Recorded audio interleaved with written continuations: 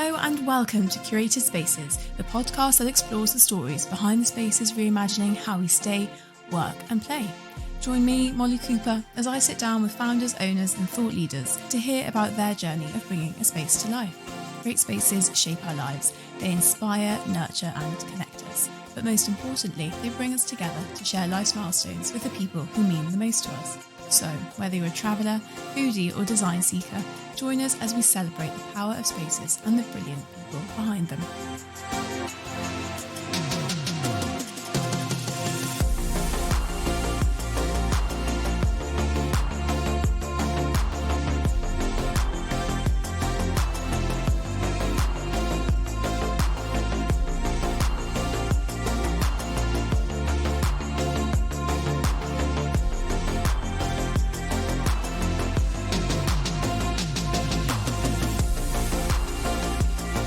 Today I'm in frosty Birmingham at the beautiful Grand Hotel. Built in 1879, this hotel has welcomed royalty and rock stars and is one of the city's finest spaces to stay. I'm delighted to welcome Charlotte Horler to the podcast, who's going to share the story behind this brilliant space. Charlotte, welcome to Curated Spaces. How are you doing today? I'm very well, thank you. Welcome to Birmingham and welcome to the Grand. You know what? I am loving Birmingham. I was up here a couple of weeks ago as well, and you guys are so friendly and lovely and just quite on the booze, which I love. We're a nice bunch. We work hard and play hard. Yeah, I'm getting that vibe. I'm obviously a bit biased, but yes, Birmingham is my city. I love it. Oh, I love that. And I can't wait to talk about the city and, of course, this amazing space. But before we do, let's start with you, because I'd love to hear a bit about your background and how you've ended up here at the Grand. Yeah, absolutely. Well, I've worked in hospitality my whole life. Yeah. So from the age of 15, I grew up with hospitality in my blood. My dad was in restaurants and my mum was in hotels. So I've always kind of had an interest in it. And I remember when I was 5 or 6 years old going and setting up meeting rooms with my mum of a weekend and things like that. Snacking on those Fox's mints that you used to get in conferences. So did a lot of kind of weekend work with school and all that sort of stuff. And then, 15, 16 years old, went into it properly. Love it. Left school at 18 after sixth form and got my first role in reception as a full-time role. Oh my gosh. And pretty much did my career through the front of house division then. Walton Hall and Walton Hotel, which at the time was owned by Barcello Hotels and Resorts, was kind of my first big break. Yeah. So I worked there, went from head receptionist all the way up to the front of house manager role, before moving over to Bilsey Manor Hotel, and then heading into London. So I did a couple of years in London working for Red Carnation Hotels, specifically the Montague on the Gardens, which is a beautiful hotel kind of just off Russell Square in the heart of London. Whilst I was in London, I did pantomimes with the Springboard charity. We had an absolutely wild ride. Yeah. But I must say I found city life quite intense. So after 2 years, I thought I need to get back out to the countryside, which is when I found my way towards the kind of Birmingham, Tamworth, Sutton Coldfield area. And now, fortunately, I get to work in this amazing city, but I also get to drive out of it every day at the end of the day, back to my country life, shall we say. I don't know if you can really call Tamworth the countryside, but we'll call it country. Yeah, it's kind of the best of both worlds now, and I feel like I've very much settled in Birmingham. And found a nice new little home here. Yeah, and I mean, what a spot for it. I got off the train last night. Also so handy, like an hour from London. So easy. Really easy. Obviously last year we hosted the Commonwealth Games, which I think put Birmingham a little bit more on the map for everyone. Yeah, oh my gosh. Showed people what we've got to offer. I don't think anyone would know that Birmingham has more length in canals than Venice, and we have these amazing things to talk about. Wow. So it's great to welcome people that haven't been before and show them how great our city is. Well, exactly, because I grew up near Manchester, so I always thought Manchester was city number 2. But you're giving us a really good run for our money, I'll say. Yeah, we can compete with you on that one now. I feel like a few years ago we were lagging behind, but we're catching up. It's bustling. And then it's that time of the year, so I got off the train. Christmas markets everywhere. Beautiful. Stunning. The German markets are phenomenal. Yeah. We're so fortunate having them on our doorstep because literally opposite the hotel is Pigeon Park, or I should say St Paul's Cathedral, as it is properly known. And they have got a Ferrero Rocher hot chocolate that will give you a run for your money. It is incredible. So we have been known to pop over there for a little lunchtime stroll with the team and grab a hot chocolate. Well, you've got to support your local markets. Exactly that. Yeah. I also bought my Christmas jumper off the local markets. Yes. Oh, well, it is that time of the year. Exactly. Yeah. And then the rest of the year then, for people who maybe haven't been to Birmingham or who've stuck to Manchester like me, I have to admit, what can they do the rest of the year? What are the top things to do while they're down in the city? So obviously, it's great for shopping. Yeah. We have Selfridges. Yes. We have Harvey Nichols. We've got all sorts of, I think it's the UK's biggest Primark is in Birmingham. Okay. So there's something for everyone. Yeah. The shops are a massive attraction, Yeah. Bullring. We also have a lot of entertainment spaces. So we are so fortunate. We've got Utilita Arena right in the centre, which does a lot of big concerts, comedy shows, things like that. We have the Hippodrome, the Alexander Theatre, and of course Birmingham Royal Ballet, which is just absolutely incredible to have that on our doorstep. And we partner with them, and they've done... In fact, we're talking now in the Penthouse suite where they did some videos of their new ballets. I'll show you those. Oh, yeah. So we've got an amazing kind of arts and culture side to Birmingham as well. Yeah. And clearly food and drink. You know, we have Michelin restaurants that people don't know about, from Ophim with Akhtar Islam. We've just had 6 by Nico come to Birmingham, which is so exciting. Haven't managed to get in yet, but I'm hoping in the new year that their diary might open up a bit. From Michelin all the way down to some great street food vendors. We have the F1 arcade has just opened. Loads of kind of great spaces where you can do activities whilst grabbing a burger and a pint. So as you can tell, I'm very passionate about Birmingham and all that it's got to offer. I love it. And I feel like it feels like one of those cities which has this really amazing mix of, you've got the old, you've got the new, you've got high end, you've got the fun, like going mucking at the markets, a little bit of something for everyone. Absolutely. And then here, right in the heart, we are obviously at the Grand Hotel itself, overlooking Pigeon Park. Love that it's called that. And we're here, you just said, tucked away in the penthouse, which is this stunning, like 2-story suite. Everything's like wood panelled. It feels a bit Switzerland chalet vibes. And some pretty famous names have stayed here, huh? They have. Can we say? I'm not going to give you, I can't give you specific names. I'm so sorry. No, that's all right. Except for, I guess, ones that have been publicly in the paper. So, I mean, you might have seen Jonny Depp. He was photographed here. So we do know that he came here. And we had Tom Cruise during the filming of Mission Impossible as well. That was in the papers and magazines. So we can share those names. But that kind of gives you a level of the calibre of guests that we've had staying here. I am getting a very Jonny Depp, Tom Cruise vibes. It's quite a little chic, feels like a gentleman's pad almost. It is exactly that. But as a female, I love it as well. Like, it's very elegant and I think you just mentioned in Birmingham about the character and the history that we have. And I think that's what's so special about the refurbishment of the Grand is that it has restored all of that character and that history. Yeah. And those unique and original kind of nods to the iconic hotel building that it is. But oh my word, it's been done with such elegance and taste, and it's so modern now and so luxurious. Fresh. Yeah. Well, let's go into that, because you were saying the hotel was built in 1879. Correct. Well, has it always been a hotel, or did it have a previous life, do you know, as something else? I believe it's always been a hotel. Wow, okay. We now have, it used to be bigger, so Gusto, which is a Italian restaurant on the front of the Grand, used to be our main entrance. The estate is owned by Hortons, who own a lot of property in Birmingham. So the whole estate with all of the buildings on the front, 200 Degrees Coffee, there's a speakeasy, there's a clothes shop, etc. Is all in this lovely building. So we used to have more space. Those that danced in the ballroom over 20 years ago before it closed will remember there was a car park downstairs and things like that in the basement.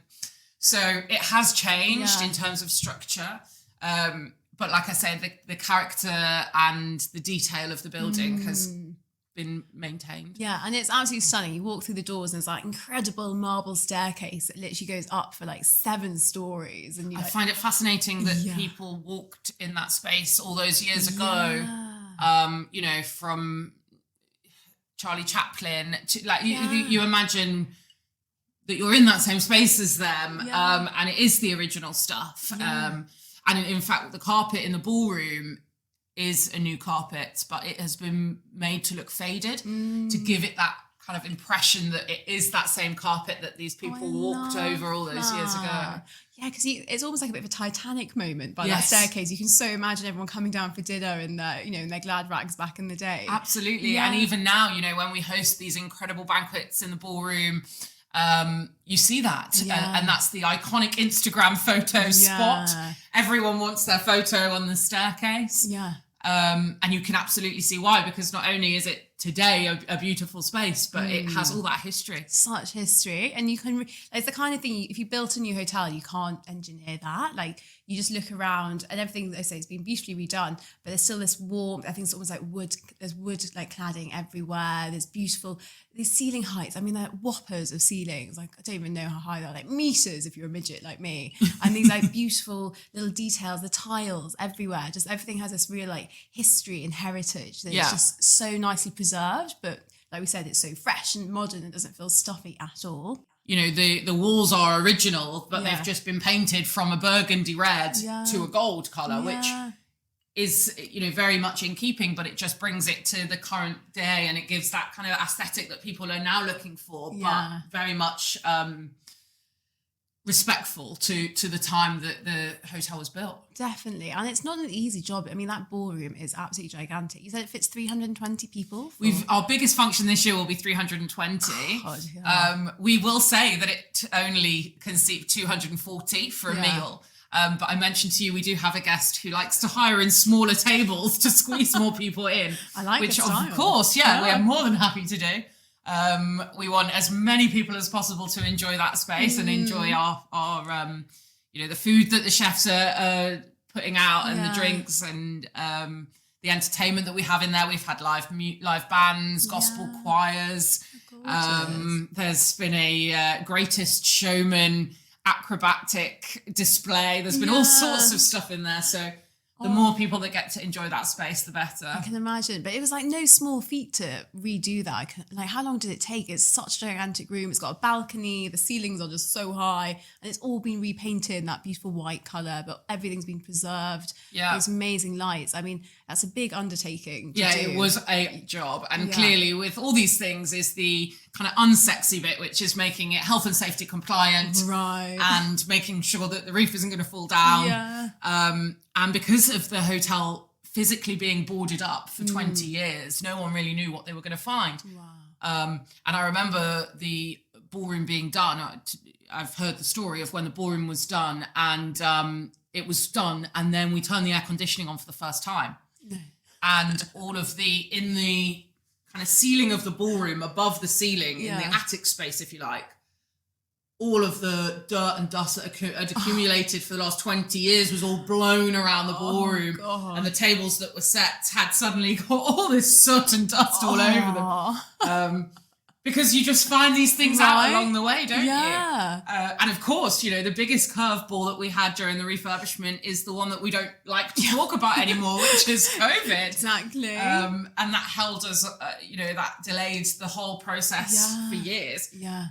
In terms of not just the work being done, but the supply to get the stuff here that was all delayed, you know, across the world. And so, it had a massive impact. But fortunately, the 18th of May 2021 rolled around And we opened the doors. So exciting. And we opened it for accommodation. And then we opened Madeleine Cocktail Bar after that. Yeah. And then Isaac's, which is our kind of New York brasserie style restaurant, opened a few months after that. And then here we are today now, a fully open and operating hotel. Oh, just in time for Christmas. Exactly, yes. Well, let's go into that then, because I'd love to hear a bit about the food and drink, the amazing Madeleine's cocktail bar, and then Isaac's down in the basement. Would you be able to tell us a bit about all the different food and drink on offer here? Yes, I'd love to.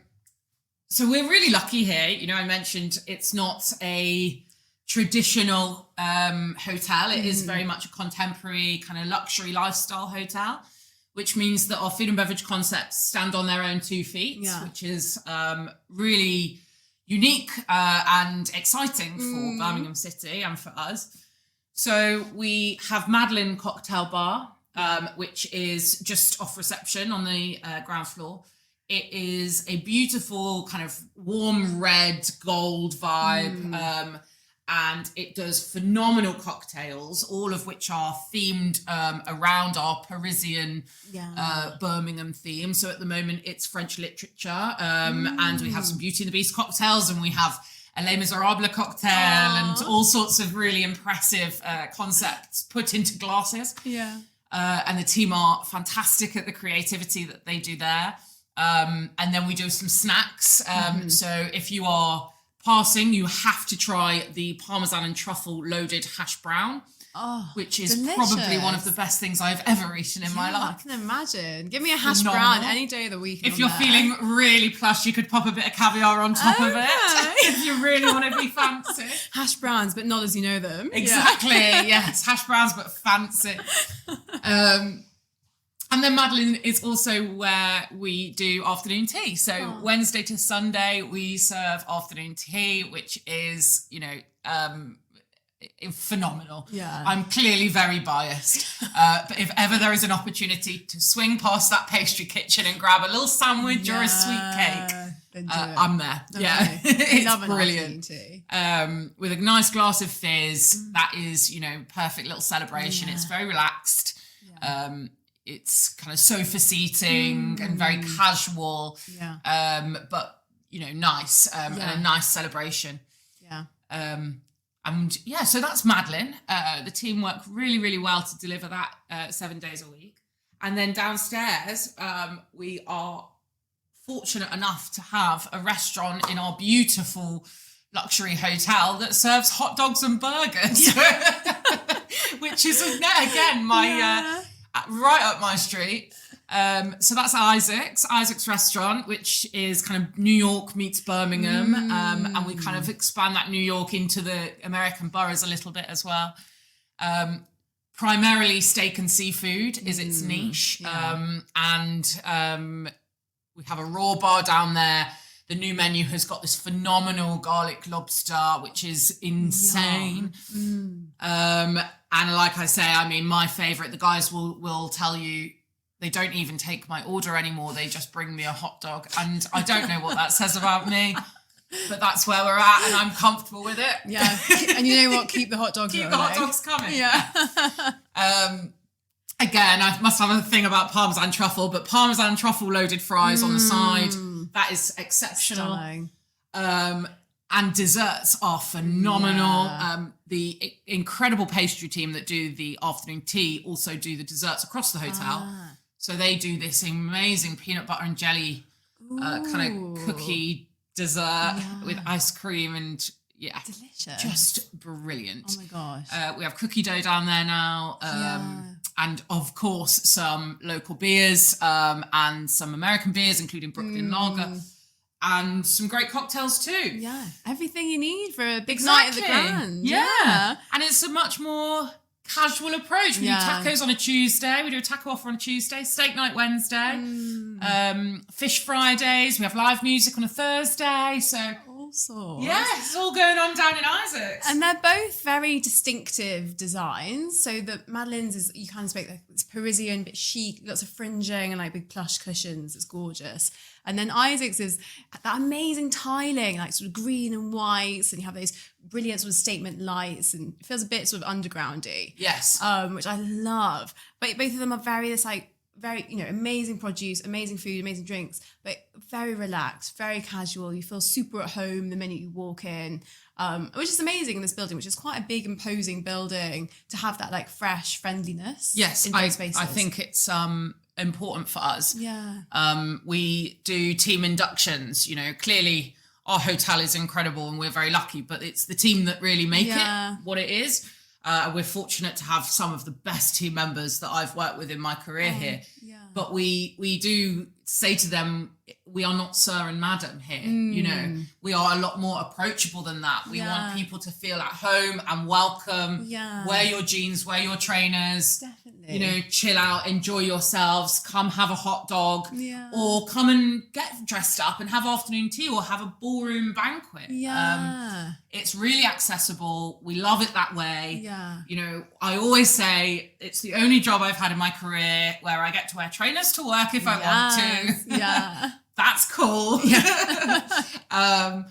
So yeah, I think it's really, and that makes it an exciting and innovative hotel to work in, a hotel to visit, a hotel to stay in. Yeah. And it means that everyone in Birmingham and that's visiting Birmingham does have the opportunity to get a little slice of the grand, whatever that may be. Exactly, and get that Brummy cheer. Exactly that. I love it. A warm Brummy welcome. Yes, from all of us, you will get that. And I'd love to hear about the kind of things you have going on at the hotel. You kind of spoke about some of the stuff going on in Isaac, but we're here on a Wednesday and it's busy. Like, we were walking around earlier, there's people everywhere, meetings left, right, centre.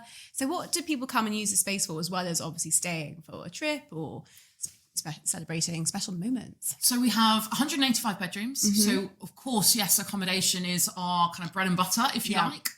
I mentioned the impressive Madeleine and Isaac's restaurant as well. The ballroom is a incredible event space. It can do banquets, weddings. This time of year, we have a lot of Christmas parties, obviously, a lot of end of year awards ceremonies. Some strategic conference meetings as well for various different companies. Yep. We have a lot of conference rooms up on our level 1 area, so we can accommodate meetings, again, you know, smaller dinners for Christmas or lunches, or we do some really nice tasting menus with pairing wines and things like that. So again, it can be pitched at whatever level, whether it's just drinks and canapes or whether it is a full-on tasting menu. And then I showed you out to our winter terrace, or at the moment it's the winter terrace until the summer comes back around, which is in partnership with Perrier this Christmas. So that is our little champagne terrace, which is a nice space, again, just for drinks and canapes after a meeting, or if you're just staying in the hotel. And summer just gone, it was Malfi gin. Lovely. So we are excited to start thinking about what this summer might have in store. Yeah. But first things first, I think we'll do the next 3 weeks and get Christmas out of the way. I know, survive Christmas, make it through the winter. December is very busy. We will do over 4,000 Christmas covers in a month. So it is a busy time for us. Yeah. But also, I feel like Christmas is one of the seasons that if you work in hospitality, it's what you love about it. Yeah. Everyone is in a great mood. It's great spirit, and the team are happy. We are in a fortunate position where we close for Christmas. So on the 23rd of December, we will close up. Yeah. And we will come back on the 5th of January, which means that we have an opportunity to spend time with our families, which is amazing for this industry, I must say. And it gives every team member a real, more of a ignition to push through this next 3 weeks, knowing that there's a bit of light at the end of the tunnel that they can celebrate and go home to their own families. That's lovely, having a week off at Christmas. It's really lovely. Oh, sounds all right. Sign me up. I have worked every Christmas since I was 15 years old. And I must say, I don't want to do it again. No, well, this is you I now. will. Yeah. I'm sure I will. but I'm going to enjoy it while it lasts. Definitely. And it means that through December, we're really ready to give it all we've got. Yeah, exactly. Because there's something in it at the end. Exactly. Oh, well, then looking ahead, maybe next year or maybe beyond. Obviously, you've opened, you've survived COVID, the hotel's up and running. What's next for the Grand? Are there any exciting things coming up or anything that you're personally looking forward to? So I think as we enter into next year, we will obviously be entering into our third year open. We would love to do more with the community. We have got an amazing Guinness World Record being attempted here next year, which I won't say too much about at this point. Love that. But that is going to bring a lot of our big Birmingham players all together, which is really exciting. Oh, that's so cryptic, and I'm so intrigued. There you go. Stay tuned. I think it's April, May time, so it's not too long to wait. Okay. We would love to work more with our community. Yeah. We would love to support charities more. You know, we would need to reach out to the wider audience in that respect. We would love to do more with the Birmingham Royal Ballet and the Hippodrome and the Alexandra Theatre. And then internally for us, we don't want to rest on our laurels. Yeah. And we are obviously going to continue improving the hotel and the offering within the hotel. Yeah. We have recently opened up Madeleine and Isaac's as event spaces, and we will continue with that. We are going to look at some experience-led offerings, cocktail tasting, pastry masterclasses, things like that, which I think will just take us to the new level. Hopefully everyone listening follows us on Instagram. But if not, we have just on the 1st of December, we launched our new Madeleine Instagram account.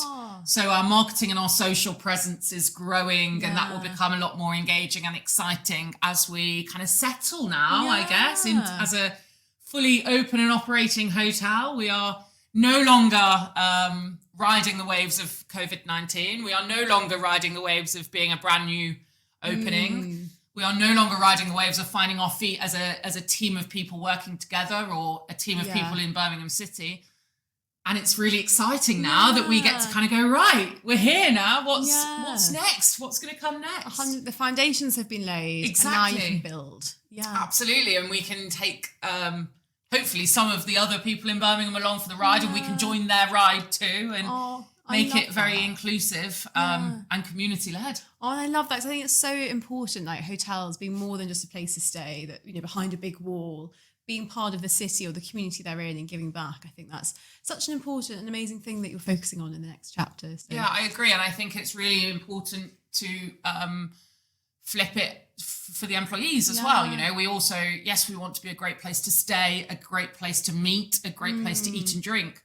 But also we would love it to be a great place to work. We'd like our team to feel like they are valued here and that they get extra opportunities working here. We would like to make sure we're giving back to our community who have welcomed us with big, wide open arms since we arrived in the city. We have Birmingham Children's Hospital on our doorstep. We obviously have the cathedral. So there's so many things that we want to do and will be doing into the new year that support, yes, of course, the success of the Grand, but more widely than that, they support our community and they support Birmingham.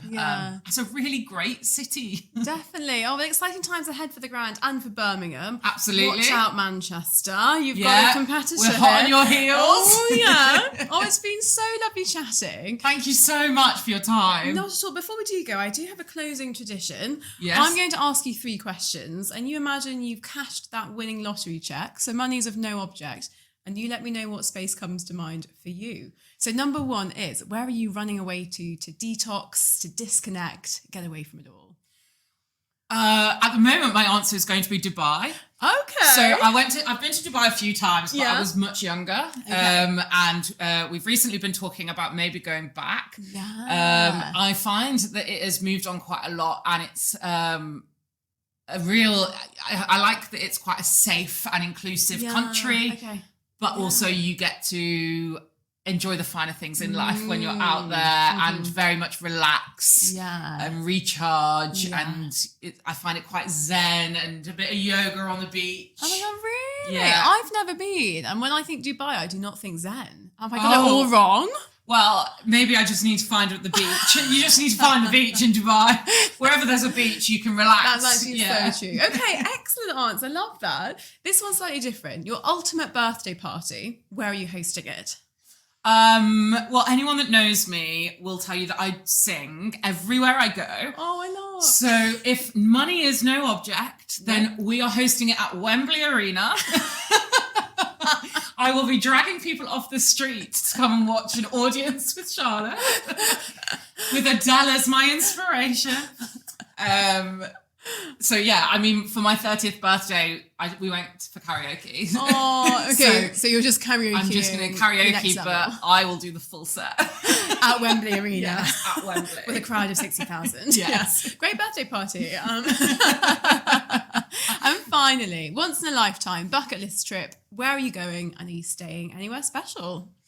The top of my list at the moment is New York at Christmas. Oh yeah. Now I don't have a hotel in mind, but I want to do all of the traditions, Macy's, I want to all of that kind of ice skating at Central Park and all of those traditional New York Christmas vibes, Sex in the City style. Yeah. That's probably top of my bucket list to do at the moment. Oh, I love that. Yeah. That sounds so fun. I need to get there. It's been on the list for too long. Well, I hear you've got a week off coming up, so see you, kids. Oh, well, thank you so much, Charlotte. It's been amazing to chat, and wish you all the best in the next chapter. Thank you so much. It's been so great. Thank you. Thank you so much for listening to this Curated Spaces episode. And if you've enjoyed listening, please do hit that follow or subscribe button. It helps so much with finding new brilliant partners who keep the podcast going, so that we can keep sharing the stories behind all of these amazing spaces. And if you are looking for more content, you can find links in the show notes to both our Instagram and Substack, or you can subscribe for our weekly roundup of slow travel and under the radar finds. Now go and crack on with booking that next trip, and I'll catch you next time for more Curated Spaces.